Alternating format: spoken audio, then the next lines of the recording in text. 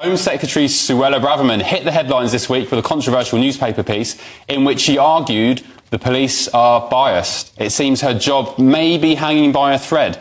Darren, is it time for her to go? Give over. Get a grip. Of course not, right? And I'll tell you why. Because like our viewers, I'm gobsmacked, right, by what I've seen on the streets today. But then again, maybe I shouldn't, because I tell you what, we had psychic Suella, aka our very own Home Secretary. Suella Braverman must have had a crystal ball polished to perfection, because she predicted the chaos we've seen unfold word for word. Picture this. Politicians, right, and the chattering classes are having a collective meltdown over the racist parading through our streets. But hold on a minute, right? Where was this outrage when there were calls for jihad, for intifada, anti-Semitism and wiping Israel off the map? They were all flavour of the weekend, week after week since October 7th. The sort of stuff that also qualifies as racism. Where were they at calling that out? Not a whisper from these hypocrites. Even in the wake of those Hamas atrocities on October 7th, they're as shameless as a streaker at a football match. And who's the villain of their pantomime? Well, of course, it's none other than Suella Braverman. It's Suella derangement syndrome, because she penned a piece in the Times about two-tier policing and these hate marches, as if every Tom, Dick and Harry on the streets today were Suella disciples acting on her every word. Suella's been banging on about two-tier policing and hate marches and the alienation of those who hold our national remembrance dear. And guess what? If you ask me, she's not just Mystic Meg, she's Nostradamus, because she hit the nail on the head about this weekend shenanigans. We've got pro-Palestine ruffians draping our war memorials in foreign flags, treating the Machine Gun Corps memorial at Wellington Arch like it's their personal plaything.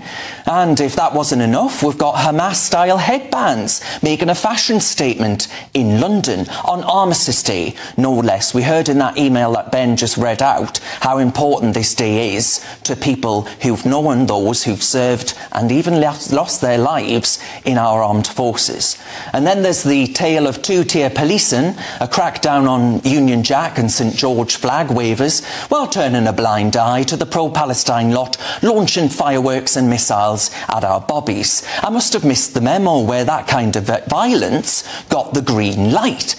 So, if you ask me, I say there it is, clear as day. Suella Braverman wasn't just right, she was prophetic. The Telegraph says 72% of Conservative voters reckon today's protest should have been a no-go, out of respect. I think they're spot on. I'm with them. I'm with Suella. She saw it coming a mile off. The question is, which side of the line do you stand on today? I know where I'm at, and I know where Suella Braverman is at. Do you? Ben, I mean, are you unapologetically supportive of what Suella Braverman said? I think she's been utterly vindicated today. Absolutely, and I think she speaks for the majority of right of centre Brits, and the fact that all the right people have got their knickers in a twist about not only her column about the police, but about multiculturalism, immigration, and even the homeless tents. She's hitting all the right notes with the centre-right argument. And in actual fact, I want the Tories to be obliterated at the next election. I want them to rediscover their Conservative values with people like Suella at the helm, maybe even Nigel Farage if he does well in the jungle and can garner a new base should he go into the jungle. So, yeah, I support her with no qualms. Would you leave the Conservative Party if Suella Braverman becomes Prime Minister? No, I can't see any situation where I'd leave the Conservative Party, to be honest. I'm a little desperate for a seat. That's what I'm here for, Benjamin. I'm not desperate for a seat, thank you very much.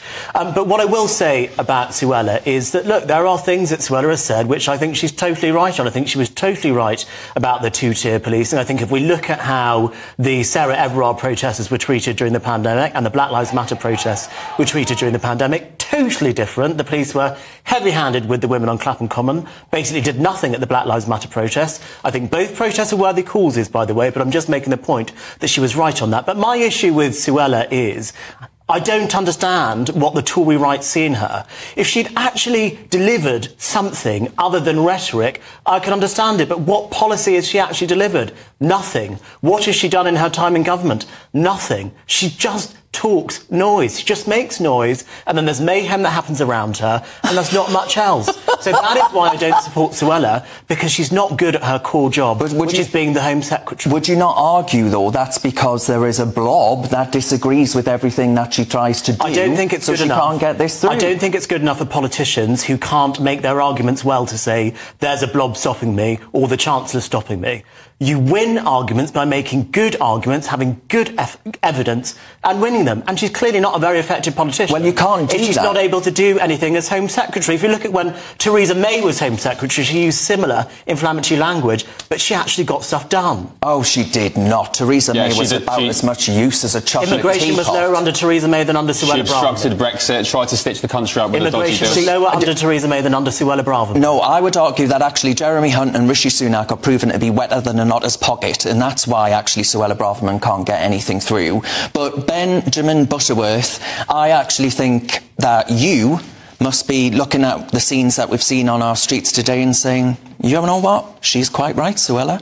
No, it's like, you know, peering into a parallel universe where Ben says that she's hitting all the right notes and everyone agrees with her. Well, there was a poll this week that found that Suella Braverman is the most unpopular politician in Britain. By who? Which The Guardian? is quite an achievement. You know, you talk about... The Canary. Your whole monologue was, look, 72% of Tory voters think the protest should have been banned. Suella was right. Hang on. She didn't ban the protest, and she has that power in law. She didn't do it. It's typical of everything with Slow Sue. She says she'll do something. She tries to pander to people on the right of the Tory party because the only job she cares about is the next one she wants as Tory leader, and she doesn't actually do anything. If you think she was right and that you should have banned the protests, then tell me, why didn't she? Because she's not the Prime Minister of the United Kingdom of Great Britain and Northern Ireland. I think actually you're proven, Benjamin, how out of touch the left are and the Labour Party are when it comes to the views of the Red Wall. That's why you lost the Red Wall, and you're going to continue to lose them, because I tell you what, people are watching the scenes unfold in London today and they're saying, I don't recognise my own country. The people and the I Labour don't Party are recognise... offering succour and support. The people I don't recognise are the Tommy Robinson yobs and here we go. that have been fighting using the name of the senator. Are not linked to Tommy Robinson. Exactly. They weren't opposing anything. Hang on. Tommy Robinson was there. Like, can we just say that actually there were some really deeply quite far-right and ugly people on the right that were there? There was a couple of dozen Tommy Robinson not there. There were 92 arrested. The rest of the country who opposed the march. But we should say, Ben, as people on the right, that is totally unacceptable and they shouldn't have ruined Armistice Day like that. Can we not agree on that? The police arrested, Benjamin just said there that the police arrested people from the Tommy Robinson side of the argument, but actually I would argue that the police have been shown that Suella was right and that they are you criticise these far-right yobs? Exactly. They don't care about the cenotaph. They don't care about Armistice Day. They are just thugs that wanted an excuse to fight in the streets. And you look pathetic and weak to not call out people who are racist thugs who are defaming the name of the cenotaph and Armistice Day. I condemn it. I call it out. No problem. Why can't just Darren? with you. Go back to Suella Braverman. I heard you calling her Superwoman Suella backstage. Is that right? That is such a lie. Oh, my word. She's certainly a figure of contrast. Yeah. She is the daughter of immigrants, yet she is anti-immigration. She has all these fiery kind of words, and yet she does little. But why does she have to be pro-immigration just because she's the daughter of immigrants? Well, because she has benefited from immigration, because she has come to our country, and shouldn't other people have the chance? That would be her argument. Suella's parents and my grandparents came to this country legally, and they were invited here. Okay. And my grandparents. and integrated into British life, she would argue, yeah.